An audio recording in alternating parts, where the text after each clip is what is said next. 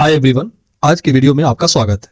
आज हम बजट के बारे में समझेंगे और यह भी समझेंगे कि बजट को क्यों बनाया जाता है और इसकी क्या आवश्यकता है। जो सरकार हर साल फाइनेंशियल ईयर के शुरू होने से पहले इसे संसद में पेश करता है और यह इससे प्रत्येक व्यक्ति, उद्योग और उद्यमी को कैसे प्रभावित करता है। प्रत्येक साल होने वाले बजट से हम यह अनुमान लगाते हैं कि हम और हमारा देश आने वाले फाइनेंशियल ईयर में आर्थिक वृद्धि कैसे करेगा। आसान शब्दों में कहें तो सरकार की प्राथमिकता और उसकी नीति को दर्शाता है ये केंद्रीय बजट। चलिए शुरू करते हैं आज का वीडियो। बजट क्या होता है, व्हाट इज बजट और बजट क्यों जरूरत है। इसकी वीडियो में हम ये समझेंगे कि बजट होता क्या है, इसकी जरूरत क्यों है, बजट क्या है, इसके बारे में देखते हैं। बजट जो है, बजट एक फ्रांसीसी शब्द है बूगे। ये बूगे से बना हुआ है जिसका अर्थ होता है चमड़े का बैग। 18वीं सदी के मध्य में ब्रिटिश में है ना, इस तरह की बैग से, चमड़े की बैग में सरकारी आय और व्यय खर्चे का एक विवरण निकालकर संसद में पेश किया जाता था और इसी परंपरा के तहत वो परंपरा चली आ रही है और भारत में भी इसलिए बजट नाम से प्रसिद्ध है। हालांकि बजट शब्द किसी भी संवैधानिक किताब में या भारत के संविधान में कहीं भी उल्लेख नहीं है, लेकिन ये परंपरा है जो 18वीं सदी से शुरू हुआ था ब्रिटिश में और भारत में भी इसे अपना लिया गया है। बजट क्या होता है इसे देखते हैं। बजट है आगामी वित्तीय वर्ष अर्थात 1 अप्रैल से 31 मार्च, जैसे इस साल बजट पास होगा तो 1 अप्रैल 2025 से 31 मार्च 2026 तक ये होगा फाइनेंशियल ईयर, क्योंकि भारत में फाइनेंशियल ईयर अप्रैल टू मार्च चलता है, 1 अप्रैल टू 31 मार्च। आगामी वित्तीय वर्ष के लिए सरकार की अनुमानित एस्टिमेटेड प्राप्तियां और व्यय, जितने भी रेवेन्यू है, जो भी मिला है पैसा और जो भी खर्चा हुआ है, उसका एक विवरण होता है और यह भारत के आर्थिक भविष्य को आकार देने और उसके अपने नागरिक को जरूरतों और आकांक्षाओं को संबोधित करने के लिए महत्वपूर्ण होता है। यह सामाजिक उद्देश्य की प्राप्ति के लिए सरकार की नीति और उसकी रणनीति को दर्शाता है। भारतीय संविधान के अनुच्छेद 112 में यह लिखा है कि राष्ट्रपति का यह दायित्व है कि प्रत्येक वित्तीय वर्ष के आरंभ से पहले दोनों सदनों के समक्ष सरकार की वार्षिक वित्तीय विवरण प्रस्तुत करना सुनिश्चित करेगा। अर्थात इसे ही हम बजट कहते हैं, जो संविधान में लिखा हुआ है एनुअल फाइनेंशियल स्टेटमेंट, वार्षिक वित्तीय विवरण। वही अनुच्छेद 202 के तहत यह राज्यों के लिए भी अनिवार्य है। राज्य में भी राज्य सरकारें अपने विधानसभा में पेश करेगा जो वार्षिक वित्तीय विवरण अर्थात बजट 1 फरवरी को संसद में पेश होता है। भारत में रेलवे बजट, पहले रेलवे बजट अलग होता था और जनरल बजट, आम बजट अलग होता था, लेकिन विवेक देवरॉय कमेटी की सिफारिश पर भारत सरकार 2017 से रेलवे बजट को मर्ज कर दिया गया समान नॉर्मल बजट में, जो जनरल बजट है उसमें मर्ज कर दिया गया। इसीलिए अब एक ही बजट पास होता है जो 1 फरवरी को होता है। अब अलग से कोई रेलवे का बजट पास नहीं होता है। अब भारतीय संविधान में बजट सभा कोई उल्लेख नहीं है, सिर्फ लिखा हुआ है एनुअल फाइनेंशियल स्टेटमेंट अर्थात वार्षिक वित्तीय विवरण। इस बात को याद रखेंगे।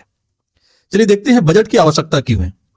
जैसे हम लोग ही किसी भी काम करने से पहले एक प्लान बनाते हैं, उसमें कौन कौन सा काम करना है, उस पर खर्चा कितना होगा, उसके लिए हम उसके लिए प्लान बनाते हैं। ठीक उसी तरह देश में भी तेजी से आर्थिक विकास, सामाजिक कल्याण के लिए सरकार को प्लान की जरूरत होती है, जिसे केंद्रीय बजट या यूनियन बजट के द्वारा लाया जाता है।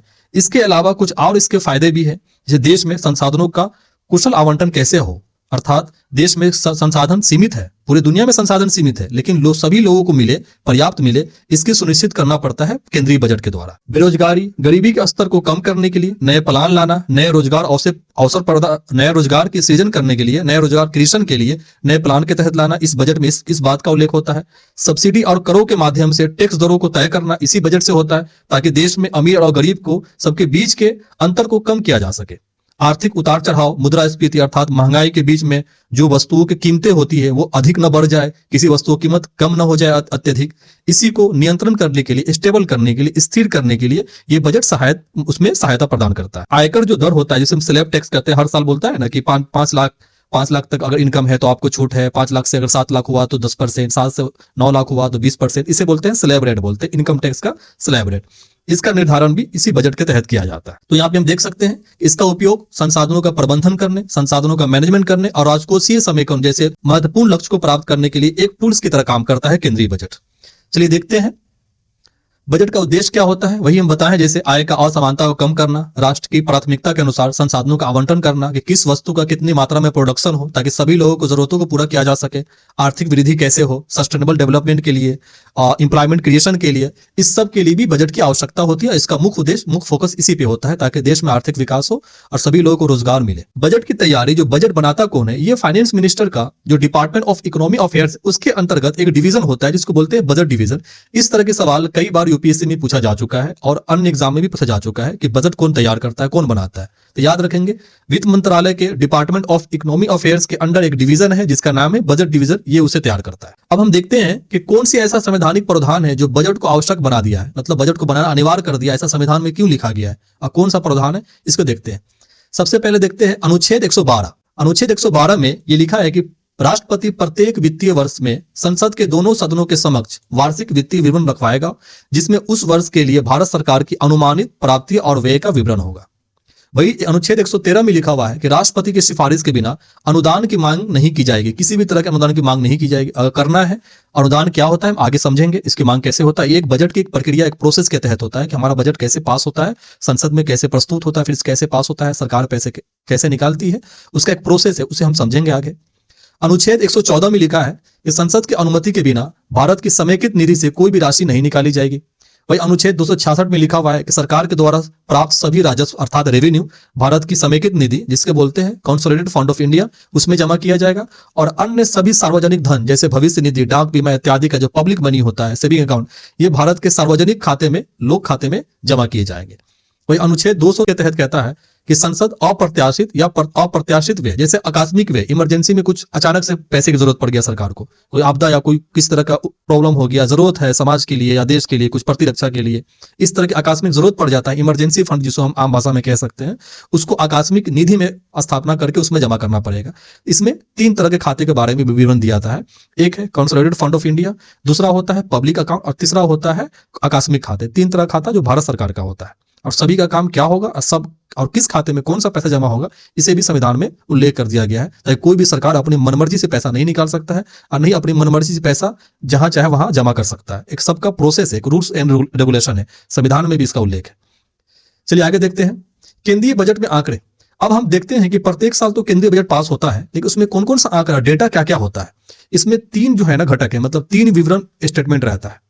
एक तो रहता है कि जिस साल पास हो रहा है, जैसे 2025 में पास हो रहा है, तो ये 25 और 26 अर्थात 1 अप्रैल 2025 से 31 मार्च 2026 के लिए बजट पास हुआ।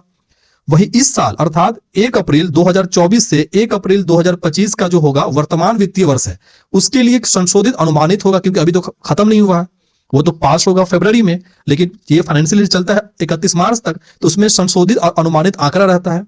और तीसरा होता है कि पिछले साल का वास्तविक जो एग्जैक्ट अमाउंट, एक्चुअल अमाउंट का डेटा रहता है पिछले साल का। अगर इस साल बजट पास होगा तो इस साल में कौन सा हो जाएगा, इस साल बजट पास होगा तो 25 और 26 का बजट पास होगा, 24 और 25 का हो जाएगा वर्तमान वित्तीय वर्ष, और वही पिछला वर्ष कौन सा हो जाएगा 2023 से 2024 का, उसका भी डेटा इसमें इस बजट में मिलेगा।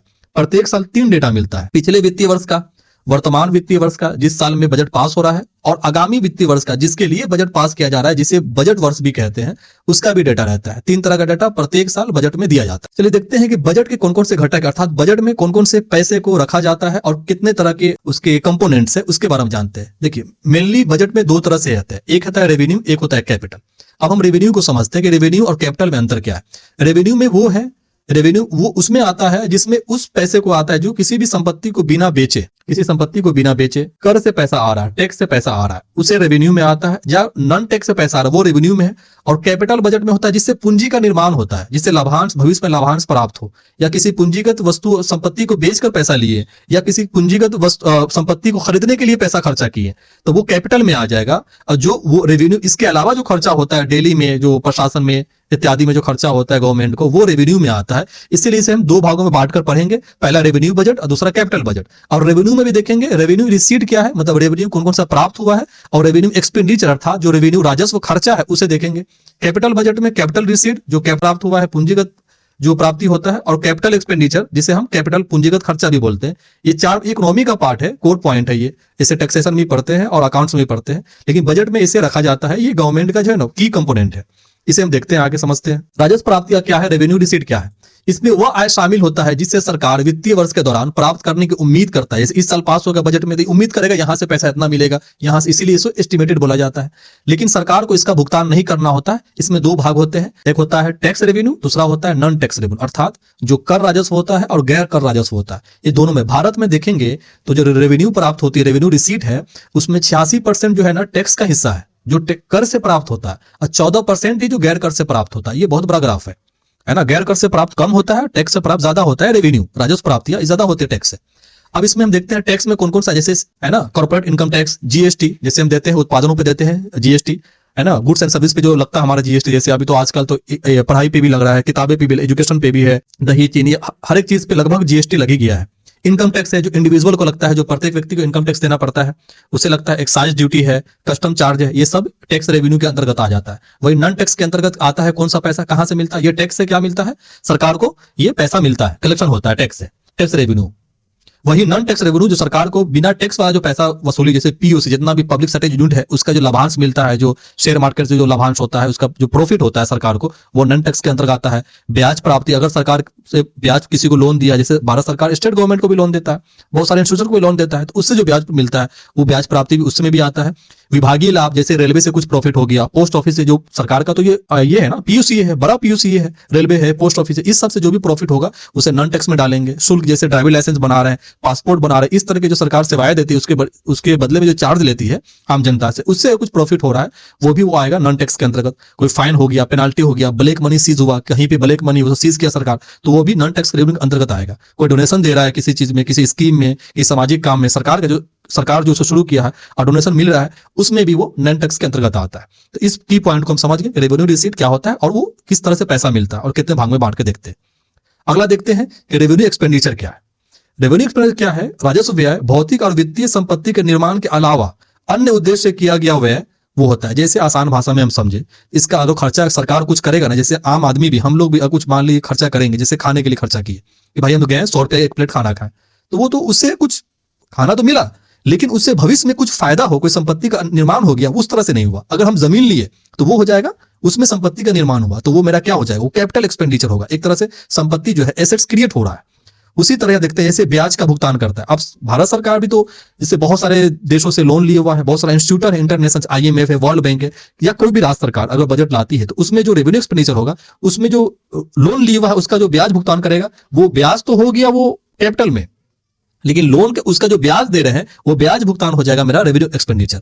अब रक्षा में खर्चा, ये तो अनिवार्य खर्चा है, देश को सुरक्षा रखने के लिए डिफेंस में तो खर्चा करना ही पड़ेगा, तो ये कंपलसरी खर्चा है, तो ये भी रेवेन्यू एक्सपेंडिचर के अंतर्गत आता है। पेंशन दे रहा है, वेतन दे रहा है सरकारी कर्मचारियों को, ये भी राजस्व व्यय में आता है। सब्सिडी मिलता है, जैसे बहुत सारे किसानों को बहुत सारे स्कीम में सब्सिडी देते हैं सरकार, वो भी राजस्व व्यय है, ये खर्चा। इससे कुछ भी सरकार को फायदा इन फ्यूचर फायदा नहीं है, ये बस खर्चा हो रहा है, उसका रिटर्न नहीं है कुछ भी।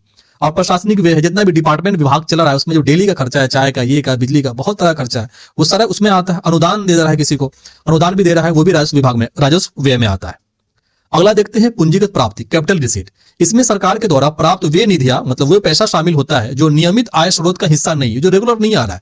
सरकार वे सभी प्राप्तियों को देनदारी पैदा करती है और यह वित्तीय संपत्ति को कम करता है। जैसे अब हम, मेरे पास अगर भारत सरकार के पास क्या है, बहुत सारे पीयूसी है, जैसे रेलवे है, LIC है, या इस तरह की बहुत सारी कंपनियां हैं, पोस्ट ऑफिस है, इस तरह की बहुत सारी कंपनी जहां पे लाखों में इंप्लॉय है, अगर उसका कुछ हिस्सा शेयर बाजार के जरिए, शेयर मार्केट के जरिए अगर कुछ बेच रहा है, उसको कहते हैं विनिवेश, है ना, विनिवेश कहते हैं। उससे बेचने जो पैसा आ रहा है तो वो होता है कैपिटल रिसीट। संपत्ति को बिक्री करना, भारत सरकार जिससे एयर इंडिया था उसको बेच दिया, उससे जो पैसा मिला वो क्या हुआ भारत सरकार को। जैसे एयर इंडिया को किसको बेचा, एयर इंडिया को बेच दिया, वही टाटा को ही बेचा, टाटा का ही था, अधिग्रहण करके भारत सरकार लिया था, फिर भारत सरकार नीलामी के जरिए उसे टाटा ही खरीद लिया, तो इससे संपत्ति विक्रय हुआ। ये संपत्ति भी विक्रय हुआ तो पैसा जो आया वो हो गया पूंजीगत प्राप्ति। ऋण का वसूली किया, अब सरकार किसी को पैसा दिया था, ऋण वसूली हो रहा है, वो भी पूंजीगत प्राप्ति है।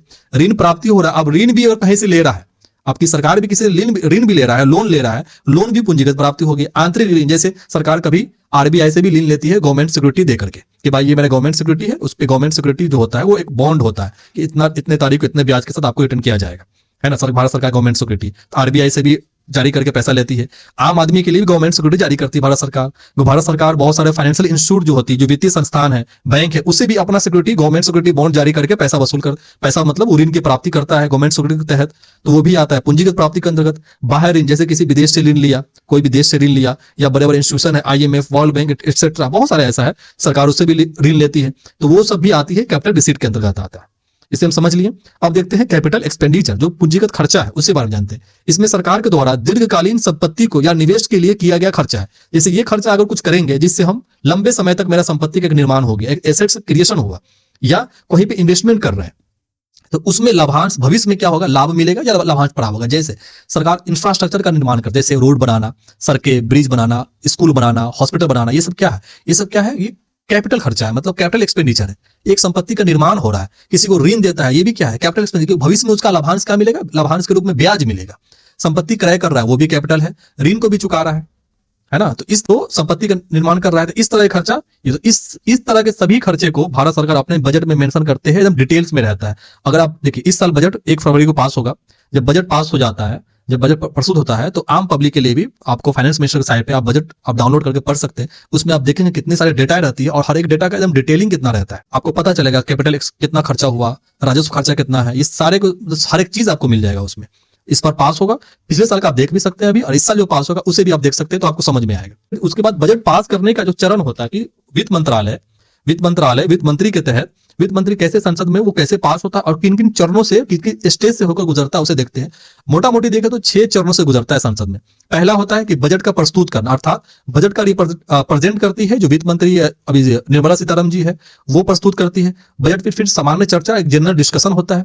फिर जनरल डिस्कशन होने के बाद कुछ समय के लिए सदन को स्थगित कर दी जाती है, और उस जितना भी उसमें मांग सरकार के द्वारा की जाती है कि भाई इस विभाग में, इस डिपार्टमेंट, इस मिनिस्ट्री को इतनी खर्चे की जरूरत है, इतना हमको चाहिए इस साल पैसा, इस प्रोजेक्ट के लिए, इस स्कीम के लिए, उस पे जो है ना, जो 24 विभागीय समिति है, तो कुछ दिन जो संसद बंद रहती है, उस दरमियान ये सारी विभागीय समितियां, जो कमेटी है, उस हर एक अनुदान की मांग पे डिटेलिंग में जांच पड़ताल करती है, और फिर वो रिपोर्ट अपने सभापति को पेश किया जाता है। तो ये एक चरण है। उसके बाद अनुदान की मांग पर मतदान होती है, फिर विनियोग विधेयक पारित होता है और वित्त विधेयक पारित होता है। ये 6 चरणों से होकर गुजरती है।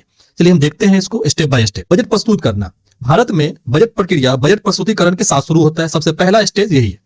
परंपरागत रूप से भारत का केंद्रीय बजट फरवरी के अंतिम कार्य दिवस पर पेश किया जाता था, लेकिन 2017 से यूनियन बजट 1 फरवरी को पेश करना शुरू कर दिया गया। याद रखेंगे इसे।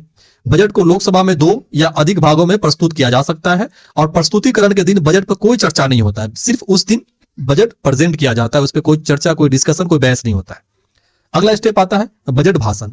वित्त मंत्री जिस भाषण, बजट को पेश करते समय जो भाषण देती है, उसे ही बजट भाषण कहते हैं। ये सामान्यतः हम लोग न्यूज में सुनते हैं, बजटीय भाषण एग्जामिनेशन में भी आता है, यही कुछ नहीं है, इससे इतना बड़ा कोई टर्मोलॉजी नहीं है ये शब्द। बस इतना समझ लीजिए कि वित्त मंत्री अगर बजट पेश कर रही, उसमें जो भाषण दे रही है, सरकार का लक्ष्य क्या है, सरकार का उद्देश्य क्या है, इस बजट के पीछे कौन कौन सा स्कीम लाया गया, उसी भाषण को हम बजट भाषण के रूप में जानते हैं। बस इतना ही। लोकसभा के भाषण के अंत में बजट राज्यसभा में भी पेश किया जाता है। यह भारत के बजटीय प्रक्रिया का एक महत्वपूर्ण हिस्सा है, इसे याद रखेंगे, दोनों में पेश किया जाता है। उसके बाद देखते हैं इकोनॉमी सर्वे, आर्थिक सर्वेक्षण रिपोर्ट जो आता है, इसे भी हम देखते हैं। इकोनॉमी सर्वे रिपोर्ट वित्त मंत्रालय द्वारा तैयार किया गया एक रिपोर्ट है, जो राष्ट्रीय अर्थव्यवस्था की स्थिति को दर्शाता है कि मेरा भारत का अर्थव्यवस्था क्या स्थिति, कितना मजबूत, कितना कमजोर, कितना लक्ष्य की प्राप्ति के पीछे है, कितना लक्ष्य प्राप्त कर ले, इस सभी को डेटा रहता है इसमें। यह भारत में बजटीय प्रक्रिया का एक महत्वपूर्ण हिस्सा के रूप में देखा जाता है।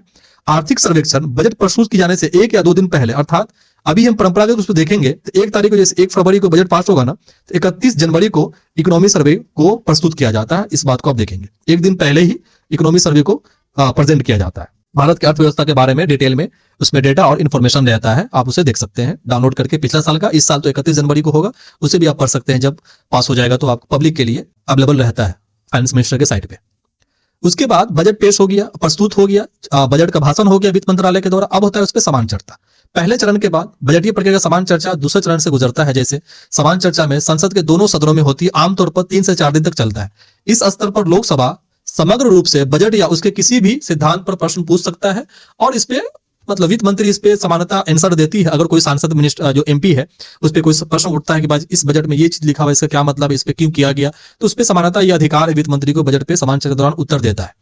इसमें कोई मतदान नहीं होता है, कोई कटौती प्रस्ताव, कोई मत का प्रस्तुत नहीं किया, मतलब मत का प्रक्रिया नहीं होता है कि भाई मतदान हुआ, समान चर्चा ये करना होगा, नहीं, बस क्वेश्चन आंसर होता है इसमें समान चर्चा में। उसके बाद आता है विभागीय समिति द्वारा, जैसा कि हम बताए हैं कि बजट प्रक्रिया में जब बजट समान चर्चा समाप्त होती है तो कुछ दिन के लिए सदन को जो है लोकसभा को स्थगित कर दी जाती है, और इस अंतराल में 24 विभागीय समिति है।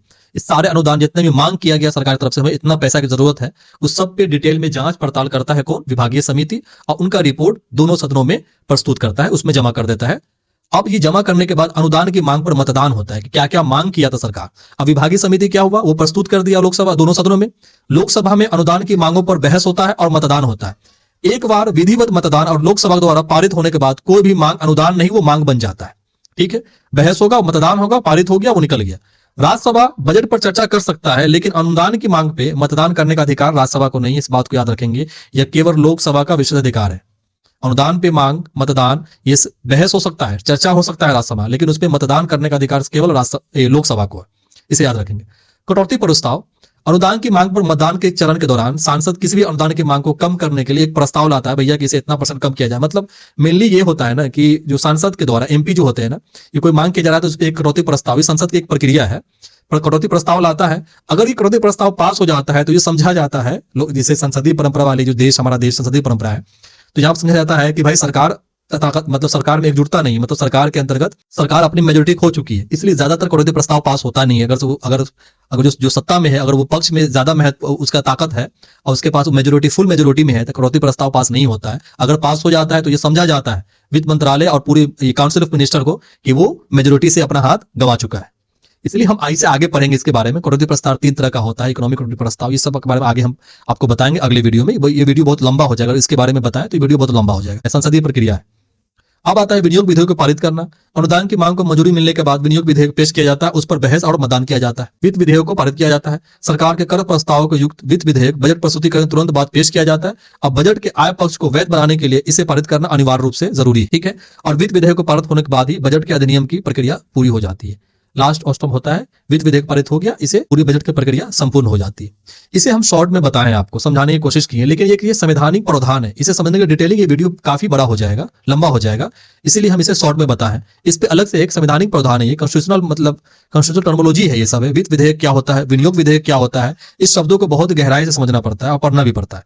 इसे हम नेक्स्ट वीडियो में आपको इस पे हम अलग से बना करके आपको समझाएंगे। बजट में बहुत सारे की टर्म है, जैसे कट मोशन, नीति कटौती प्रस्ताव, अर्थव्यवस्था में कटौती प्रस्ताव, टोकन कट प्रस्ताव, गिलोटिन किसे कहते हैं, विनियोग विधेयक पारित कैसे होता है, वोट ऑन अकाउंट्स क्या है, वित्त विधेयक पारित कैसे होता है, अन्य अनुदान, अनुपूरक अनुदान, अतिरिक्त अनुदान, क्रेडिट का वोट, टोकन अनुदान, ये बहुत सारे जो टर्मिनोलॉजी है, ये संवैधानिक टर्मिनोलॉजी है, संसद प्रक्रिया का एक हिस्सा है। इसे समझाने के लिए आपको अलग से एक वीडियो बना करके आपको हम देंगे, उसमें बेहतर तरीके से समझा पाएंगे।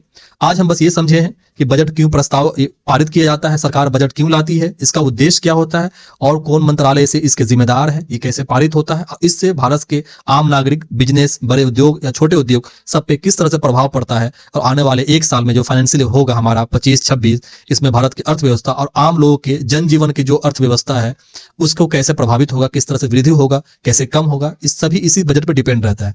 इसलिए पूरे हिंदुस्तान बजट को पारित होने के इंतजार में रहता है। इस साल बजट में क्या मिला, टैक्स रेट में कटौती हुआ या ज्यादा टैक्स रेट बढ़ा, इस सभी चीजों को देखा जाता है, और किस योजना को लाया गया, किस योजना को खत्म कर गया, कहाँ निवेश ज्यादा कर रहा है, डिफेंस में ज्यादा कर रहा है या एजुकेशन में ज्यादा सरकार कर रहा है, आपको हॉस्पिटल में कर रहा है, हेल्थ में कर रहा है, कहाँ पे कम पैसा दे रहा है सरकार, चाहे रिसर्च इंस्टीट्यूशन में दे रहा है ना।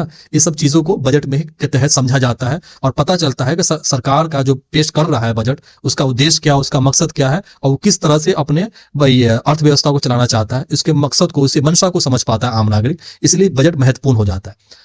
हमें सिर्फ बजट को पढ़ाई के लिए समझना जरूरी नहीं है, एक आम नागरिक, एक आम भारतीय नागरिक होने के नाते बजट को समझना जरूरी है कि हम कैसे इसे अपने जीवन निर्वाह करेंगे। दोस्तों, अगर ये वीडियो आपको पसंद आया, अगर आपका कोई भी क्वेश्चन है तो कमेंट सेक्शन में अपना सवाल पूछ सकते हैं। अगर ये वीडियो पसंद आया है तो अपने दोस्तों को शेयर करें और इसे लाइक भी करें। तब तक के लिए stay focus and keep learning. Thank you and take care.